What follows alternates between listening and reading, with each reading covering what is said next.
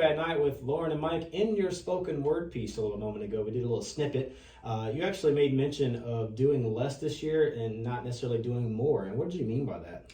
Yeah, so what I meant by that, doing more of less, is basically deciding to not be fueled based off of trying to prove things to people, including yourself. Like, there's a lot of things we do to prove that we're good enough to other people, and then also to prove that we're good enough to ourselves, that we're worthy enough to ourselves. And that's even like when it comes to Jesus's love too. Like, sometimes we try to prove to ourselves that we're worthy of it when he's like, you don't have to prove anything. It's already been done. It's a fact. It's not up for debate. So there's no debates here. Yeah. And so basically what I meant by that is just like really releasing any feeling of needing to force anything, like allowing yourself to just be. And so in the full version of my poem and the video, like I go into different explanations of what it means to be, which is just like learning to trust more instead of worrying, learning to like appreciate instead of doubting, like actually following. I call them bricks in a sense, like when God throws signs my way, like he'll throw a brick in a sense and it's like, oh, that's from God. Or maybe not a brick, because like his signs don't hurt. Maybe like a yoga, maybe like a yoga block, right? Like bricks. Yeah, like just enough where it gets your attention, but it doesn't break your face or nothing. Like in Home Alone, you know, like when they throw the brick.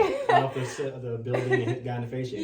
But the point is that like when we allow ourselves to stop doing so much and do more of less, it leaves space for him to jump in and be like, okay, now I can show you what I was trying to show you. Now I can talk to you without the extra staticky noise and stuff. So I feel like really if we will all just kind of be like, okay, let's breathe for a second. Let's be still.